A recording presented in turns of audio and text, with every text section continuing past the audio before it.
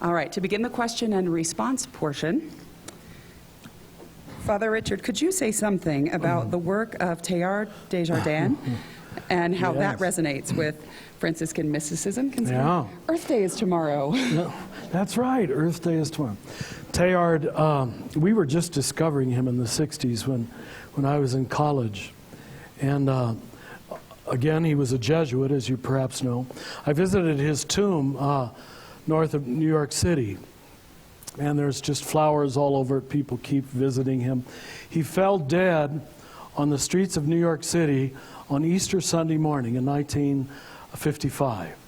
And in many ways, it personified who he was, because he was totally Franciscan, if the Jesuits don't mind, that he found God in the material world, and that he would die on the streets of the secular city on Easter Sunday. He was a 7 on the Enneagram, too.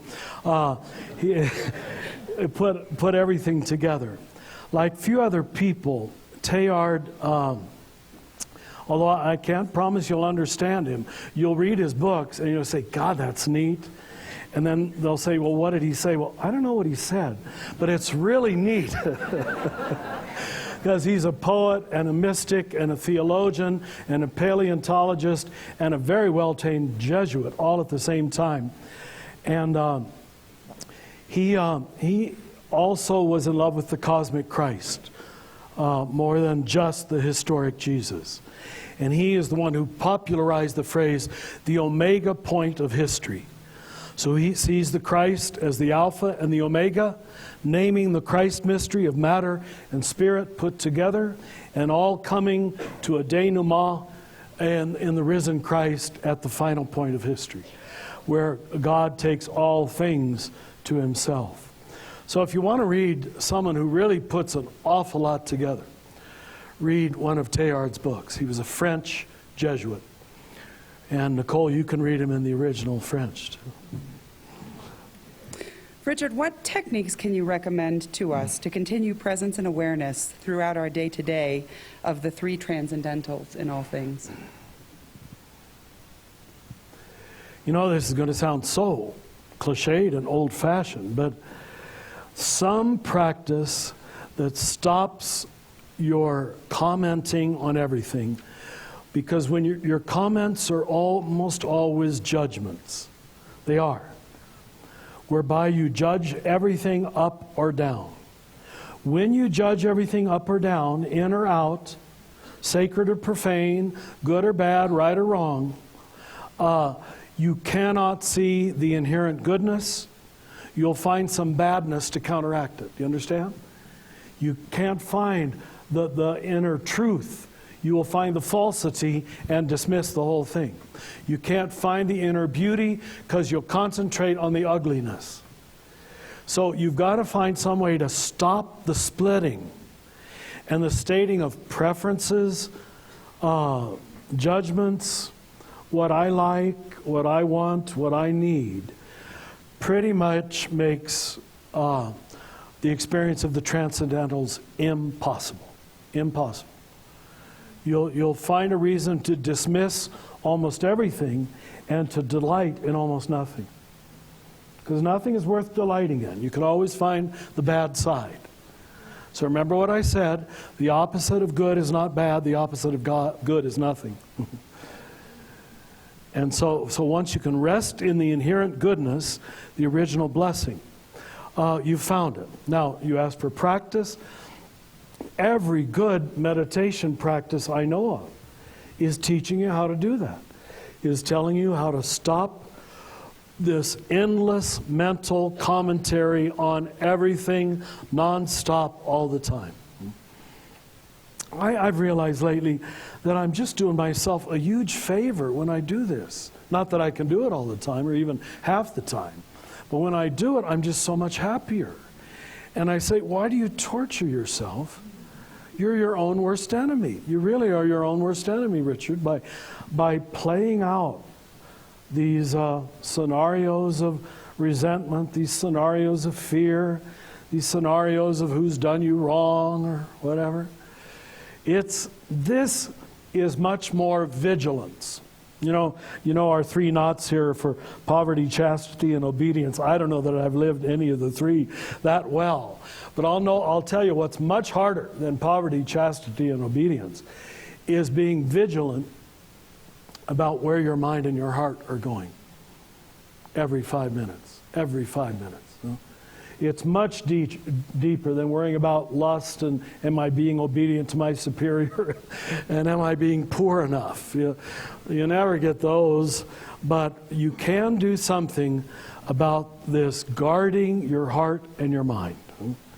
When I go back to the Desert Fathers, particularly in the Eastern Church, it's almost their definition of Christianity. That's what Christianity is, just guarding your heart and your mind. And the Greek word for that was Hezekiah, rest. And so they're called the Hezekiasts. The Hezekiasts were those who simply did everything they could to keep this mind at rest without dualistically splitting, arguing, commenting, accusing, blaming, and changing. So you've all got to find some spiritual discipline that helps you to do that. Now, I warn you ahead of time, you won't succeed most of the time. That's your daily humiliation. And why you end all prayer with, Lord, have mercy. I did that twice this week at our sit. We're coming to, Alicia rings the bell. I said, Lord, have mercy. Was I stopped even 2 minutes in the whole 20 minutes? You achieve it now and then. But when you do, it's a great grace. And it's a very vast, spacious place. In my teaching on Monday, I try to distinguish awareness from thinking. So let me end on that. Awareness is not the same as thinking. And most people think it is. Awareness is the vast, spacious soul place that doesn't think, it just watches the thinking. And realizes that all of it just comes and goes, comes and goes, comes and goes, comes and goes. So don't take it seriously. It's going to be gone. The things you are emotionally upset about at 10 o'clock, you will have forgotten by 3 o'clock, at least I hope. Now, if you don't, you really have problems, all right? If you're still ruminating about who hurt you at 3 o'clock, when they hurt you at 10 o'clock, then you're an addict, you see. And most of us are. So that's why we teach contemplation more than everything else, because this is the fundamentum. Richard, you just mentioned the Desert Fathers. A friend in Bainbridge Island, Washington, wants to know about Francis's view on the Desert Fathers, and was there a relationship in his teaching? Trying to think, did he ever quote them again? Because he wasn't a scholar. Now, we know he did know how to read. He was that educated. But I don't know that he would have had immediate access to the Desert Fathers, who would have been away in academic monastic libraries. The contact that he did appear to make was with the Sufis, right? The word Sufi means wool, and our original habits were wool, just like the Sufis. And he went through Turkey on his way to visit the Sultan in Egypt. And we know that some of his erotic mysticism matches the erotic mysticism of Rumi, who would have been a contemporary. And of course, we have a wonderful piece of Franciscan art where Francis and Rumi are sitting in a bar in Turkey, smoking hookah and talking about God, talking about the love of God. So I guess I'm not really answering your question. We don't have any knowledge that he knew about the Desert Fathers, no. Mm-hmm. And speaking of other faith traditions and religions, there's a viewer in New Jersey wants to know, there seems to be a lot of similarity between Francis, looking for the God within, and the Quaker view that you must look for God within. Is this a true connection among many forms of Christianity and other faiths in terms of Franciscan mysticism? Yes. I do think Quakerism was a modern attempt, quasi-modern, to rediscover the inner spirit. How we would differ from Quakerism, I'm not sure if that was part of the question, but is the emphasis upon the Christ, the incarnation. Whereas Quakerism almost underplays Jesus to upplay, rightly so, the Holy Spirit, which had been lost. Francis would see the two together, that the Spirit is in the indwelling in the incarnate body. You understand? The two are put together. So there isn't the avoidance of that. But I would say Quakerism was one of the few groups in the externalized, extroverted West that agreed to go back inside. That's right. Mm-hmm. Very And true. on the theme of going inside, one of our viewers in Denver is asking about the idea of a pure heart. And how does that fit into what you've taught this morning? And how does one attain such a state? If Okay, one can? well, I'm back to my first thing about guarding the heart and the mind. A pure heart, I know most of us associate the word purity with sex or not having sexual thoughts. That isn't the initial meaning of purity at all. It's much more to do with this not having negative, aggressive, antagonistic, resentful, jealous, hateful thoughts, which I'm telling you is much harder than not having lustful thoughts. Much harder, all right? But we lost the focus. Just don't have lustful thoughts and you're going to know Jesus. I don't think so. But if you can avoid the constant antagonistic, resentful, judgmental, jealous stuff that just climbs up every 5 minutes for one reason or another, that is a pure heart. That's a pure heart. The beginnings of Philippians 4, if you care to have a scripture, is a beautiful commentary on that. He says, "Let the peace of Christ, which is much vaster than knowledge, guard your heart and your mind." So this vast undertow watches and guards this heart and this mind on its constant little journeys. And he says, this will lead you to the love that surpasses understanding. So purity of heart is noticing where your mind and your heart goes when it doesn't have anything else to do.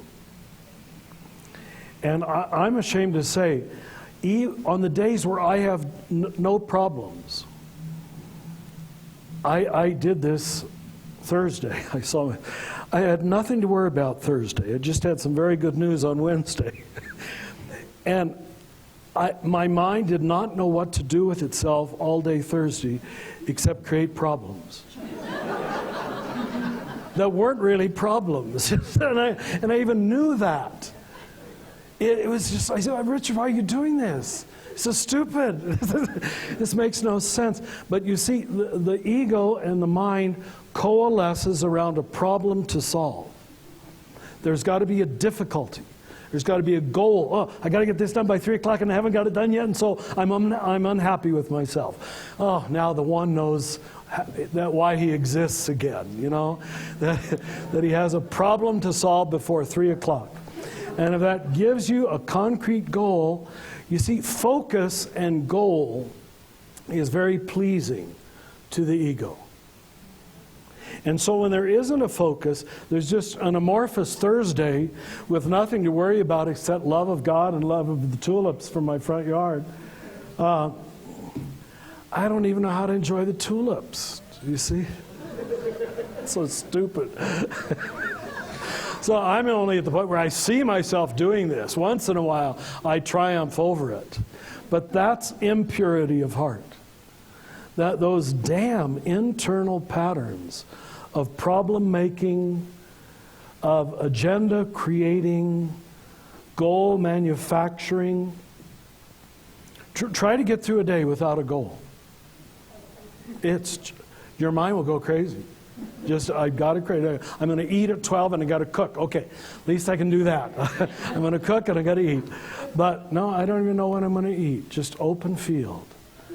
Oh, that's why I have to go away in Lent, because only when I have the fully open field where there's no deadlines, there's no schedule, there's nothing I have to do by any set time, then the vast, spacious field opens up that I would call purity of heart. Beautiful.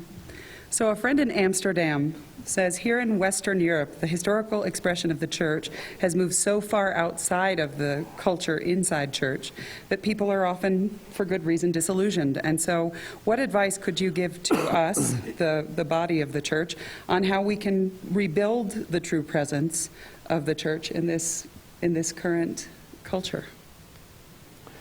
You know, people in management and organization have told me that you cannot be essentially trying to change a group and be totally in love with it at the same time.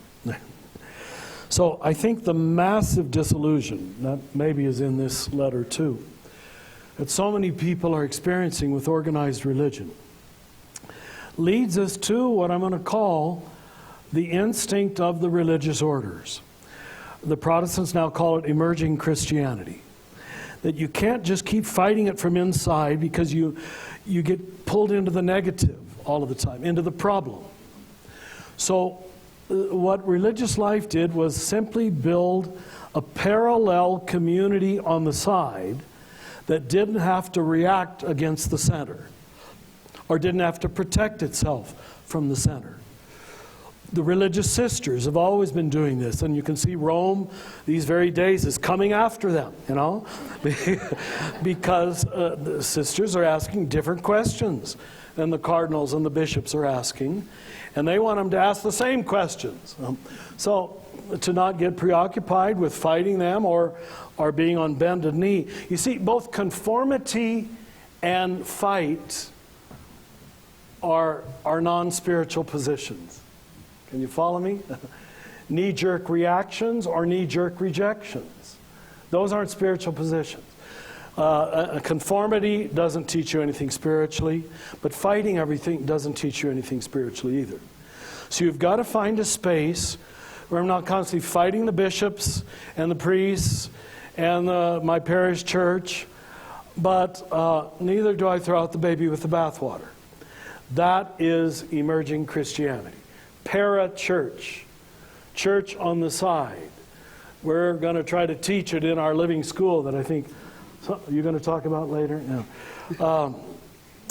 It's the only structural way to keep growing during the kinds of crisis we're in. Because otherwise you roll over and play dead and you're damn angry inside, which a lot of us did in the past. Just go along with it, but you don't really go along with it. You know, passive-aggressive behavior. Or you spend your life fighting things, and 9 out of 10 days are negative energy. You've only got one life. You don't want to fight anybody. It's not worth it. It's something better. So parallel church, not against, not totally disconnected from either. It's in tandem with the great Christ mystery, but it allows itself to ask different questions. Just put it that way. And therefore, to come up with very likely some different answers. So right now the Vatican doesn't like the answers our sisters are coming up with. So we're going to have quite a year with Rome fighting the nuns of America. Huh? I can guess who's going to win.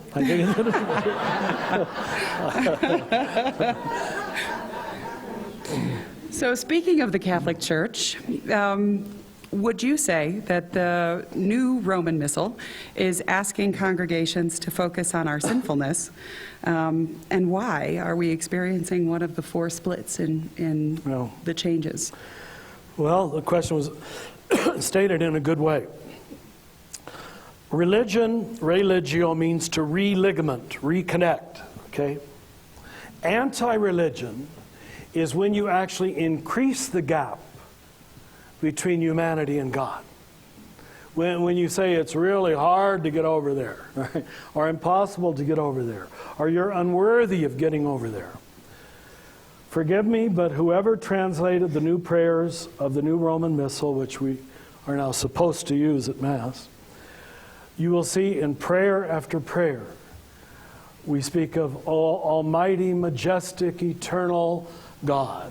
Omnipotent, majestic is used in almost every other prayer. I don't know why they fell in love with the word majestic.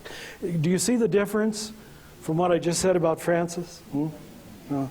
Where God is humble, good, poor, one of us. And, as the question seemed to say, it keeps we, your unworthy servants, right? We, your sinful people, plead and beg for your mercy, O majestic God. I'm sorry, and I can get away with it because of my age now. I think many of the prayers of the New Roman Missal are a theological disaster.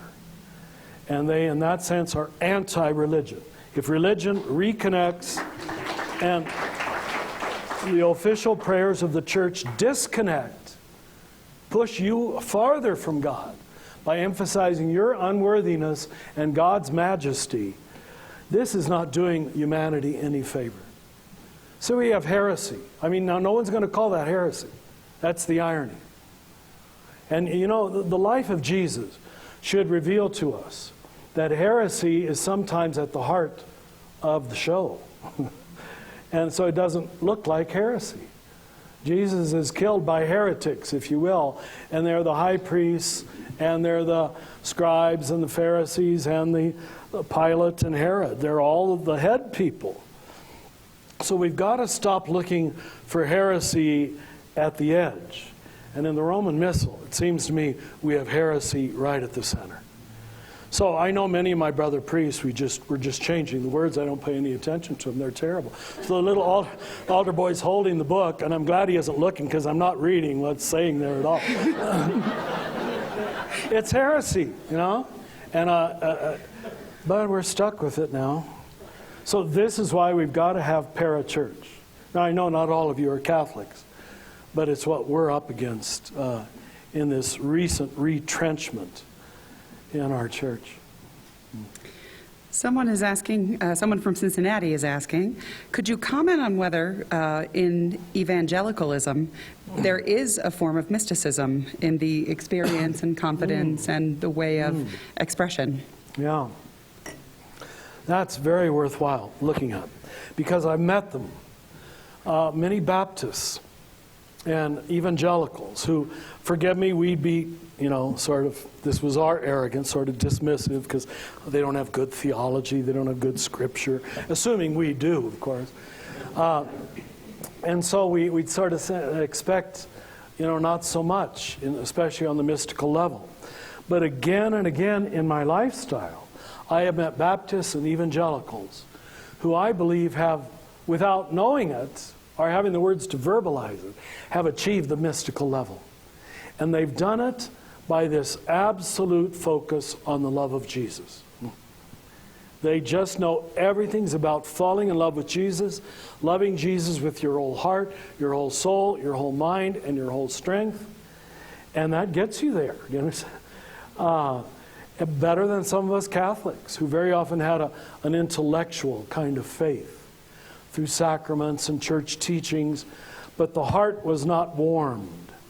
And evangelical Christianity warmed the hearts of many people. And they became non-dual thinkers who learned to love the poor, love the enemy, without calling it non-dual thinking. They probably lived on the edge of their own denominations because they couldn't say at church on Sunday that they really didn't see that much problem with the outsider. Whenever you're creating outsiders, you know you're not in the participatory experience. When you're inside the participatory experience, where I and the Father are one, I and my neighbor are one, you've overcome the 4 splits, as you put it. You don't spend your life trying to decide who cannot participate. It's a waste of time. And I've seen evangelicals get to that. Right now, a lot of churches are still deciding who cannot participate, the gay people being the recent group. But if you go through every century, there's another group, always the scapegoats of that century, who are not allowed to participate. See, that's that negative energy coalescing. If we don't have negative energy, excluding somebody, we don't know who we are included. We only know inclusion by exclusion. That's the impure heart. The pure heart doesn't need to exclude anybody. And that's pretty much total conversion. I don't know that I'm there. I certainly still have my hidden prejudices and preferences. It's major surgery. No. And so to wrap us up, we've got a couple of questions related to the Rohr Institute and its upcoming Living School. How will the Rohr Institute's Living School reflect the Franciscan tradition, avoiding academia and focusing on experience, and also what teachings of Francis form the basis? Well, a lot of them I actually gave this morning. We're going to have to walk a fine line. If we dismiss the intellectual tradition, as I tried not to do this morning, then we'll be considered lightweight, pure emotion, just Richard's opinion, who cares, you know? So we've got, and that's why we speak of the perennial tradition. So we have 15 building blocks in the Living School to say, this is what I'm building on. That this isn't just Richard's idea. This is the great idea, which we call the perennial tradition. So we've got to have enough of academia so you know it's not just me talking. But we want to emphasize orthopraxy, lifestyle, practices on a daily basis. Because if we don't do that, it'll become another head trip. So that's why we, you know, just like we did in the title, Center for Action and Contemplation, to keep our central goal right in the title, we're naming this the Living School. School maybe connotes academic. Living, I hope, connotes lifestyle. Orthopraxy, not just orthodoxy. Or, best said, an alternative orthodoxy. Another way, a little more generous in our understanding of orthodoxy. So we hope to have, you know, kinds of, we used to call them urban plunges, where people engage with people in their city who are maybe poor or are excluded or immigrants or homeless. And you find out how contemplative you are only in that context. Because you can think you're very contemplative as long as you stay away from anybody who isn't white and middle class and just like you. But as soon as you have to adjust to people who aren't like you, you recognize I'm not very contemplative at all. All of us discover that. So that's what we hope to do. Well, that wraps up our question and response time. Please join me once again in thanking Father Richard Rohr for our morning. Thank you. Before we let you go, we've got a few short announcements for you. We want to thank our viewing audience once again here in the room, who have traveled to be here from varying distances, as far away as New Jersey that I know of, and folks who have gathered together online. Those of you who are watching who haven't before considered gathering a group, or those of you with us who haven't before considered gathering a group, consider it. You multiply our message. Have some friends come to your house. Invite some folks to the church. Gather friends at school. Pull people together. The group passes are still available. The household passes are likewise still available. So please consider how you can help bring this message to people you know are needing it. The theme of this particular webcast anticipates our upcoming conference, October 28th and 29th in Santa Fe, the City of Holy Faith. Father Richard will lead us on a deeper exploration of the teachings and mysticism and just spiritual genius of our beloved Father Francis. There are wonderful pre-conference events also. Robert Mirabal will be there, joining Father Richard for an evening of mysticism and music. So please do consider joining us. Registration is now open at cac.org, so pop onto the website and reserve your space. We know this one will sell quickly. It celebrates CAC's 25th anniversary, so please do join us for that if you're able. We are very excited about the launch of the Rohr Institute and its Living Living School for action and contemplation. We open in 2013. Applications will be available July 1st, and the website with all of the information will be up online for you by June 12th. And so we invite you to please visit with the website and that information.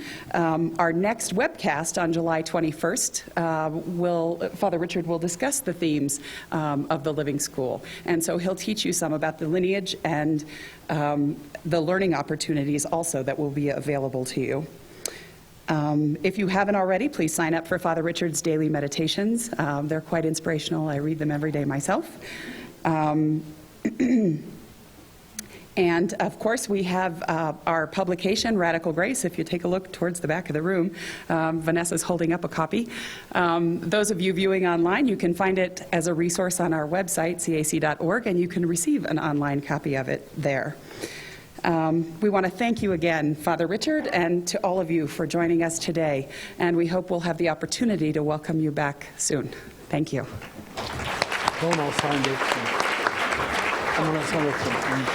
And for those of you here with us, Father Richard will be signing books at the table in the corner. So if you've got books that you would like to sign, or yeah, please join him over there. Thanks, Richard.